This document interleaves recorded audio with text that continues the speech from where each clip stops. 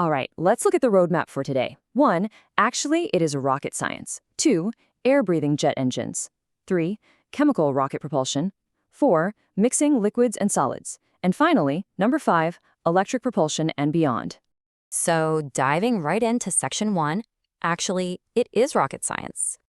To really nail down what separates a rocket from, say, your everyday commercial airplane, we have to look at one fundamental distinction. Rocket propulsion is a specific class of jet propulsion that produces thrust by ejecting matter, propellant basically, that is stored entirely within the flying vehicle. Unlike an airplane, a rocket absolutely does not have the luxury of using the surrounding atmosphere to help it burn fuel. It has to carry its entire working fluid. That means both the fuel and the oxidizer along for the whole ride. And honestly, this single fact dictates the massive size, the incredible weight, and the absolutely complex plumbing of pretty much every rocket ever built. Moving on to section 2, air-breathing jet engines. Now, to really appreciate the raw power of a rocket, let's first establish a quick atmospheric baseline. Think about a turbojet engine like the ones you see on commercial passenger planes. It brings its own fuel, sure, but it relies on an air compressor and a spinning turbine to actively pull in atmospheric oxygen. The fuel and that gathered air mix together, they combust, and boom, you get thrust. It's a highly efficient system. But it comes with one major, unavoidable limitation. No air means no thrust. So what happens with supersonic flight? Engineers actually simplify things using what's called a ramjet. The brilliant thing here is that it completely drops the complex, spinning turbine hardware of the turbojet. Instead, a ramjet uses pure gas dynamics to compress incoming air just by the sheer force of the vehicle smashing through the sky at supersonic speeds. It's a remarkably sleek design, but fundamentally, just like the turbojet, it still has to breathe the surrounding air to burn its hydrocarbon fuels. And that brings us to the critical contrast between air-breathing systems and rocket propulsion. Air-breathing engines, your turbojets and ramjets, they eventually hit an altitude limit. Depending on the exact speed and design, they're going to max out somewhere between 14,000 and 45,000 meters. The air simply gets too thin for them to breathe. Rockets, on the other hand, they have absolutely no altitude limitation because, remember, they bring their own oxygen. Plus, just look at the sheer power difference here. While a typical turbojet might give you a thrust-to-weight ratio of maybe 5-to-1, a chemical rocket boasts an unbelievable 75-to-1 ratio. I mean, it is a completely different beast entirely. Which leads us nicely into section 3, chemical rocket propulsion. To overcome those atmospheric limits, we have to call in the heavy lifters of the space industry. Chemical rockets basically work by forcefully combusting a fuel and an oxidizer inside a high-pressure chamber. This massive reaction creates incredibly hot product gases. And when I say hot, I mean extreme temperatures. We're talking 2,500 to 4,100 degrees Celsius. To put that into perspective, that is roughly twice the melting point of steel. These superheated gases are then rapidly expanded through a supersonic nozzle, accelerating to mind-bending velocities as high as 4,300 meters per second, which imparts an immense amount of momentum to the vehicle. But the real engineering puzzle here is figuring out how to actually get those liquids into the combustion chamber in the first place. Well, in a liquid propellant gas pressure feed system, you have a high-pressure gas supply tank, using a gas like helium, that literally forces the liquid oxidizer and the liquid fuel out of their respective tanks.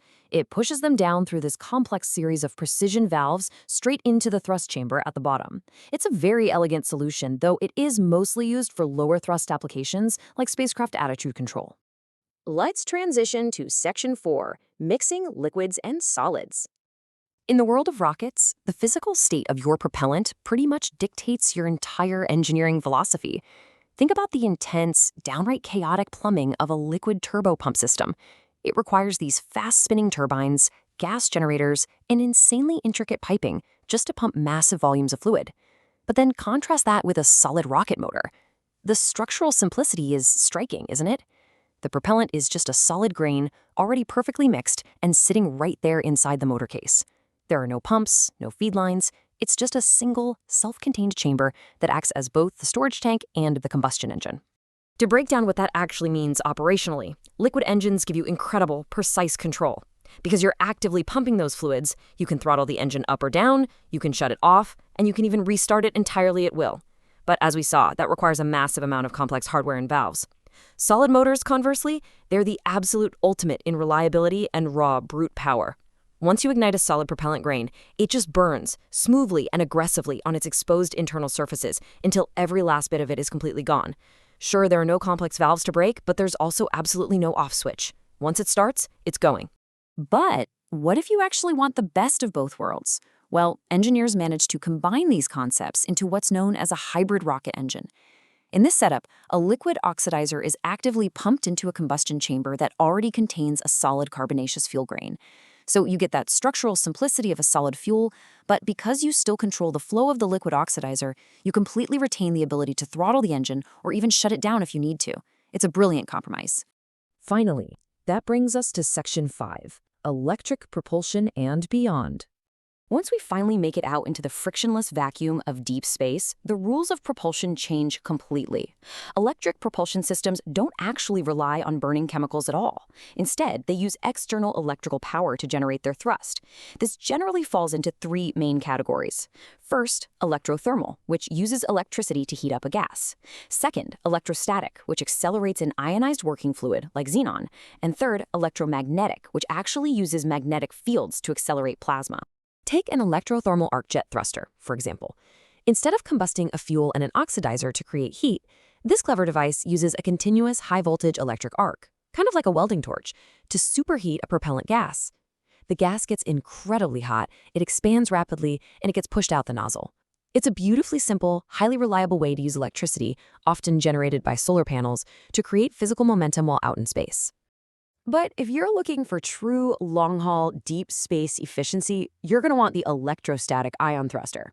Honestly, this is practically sci-fi made real.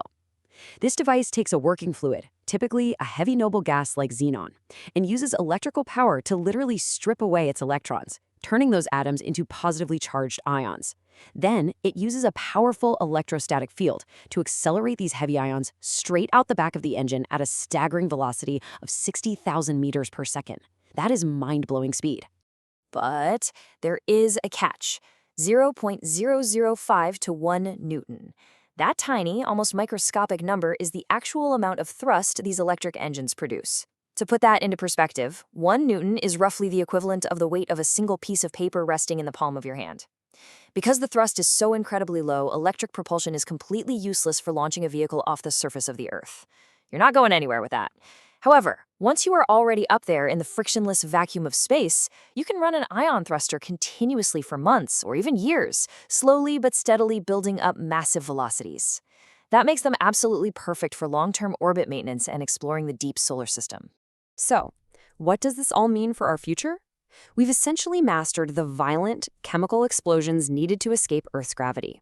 And right now, we are successfully harnessing the subtle, continuous push of ion thrusters to navigate our own solar system. But as we look further outward toward other stars, what comes next? Will it be massive solar sails riding on photons, advanced plasma accelerators, or maybe something we haven't even theorized yet?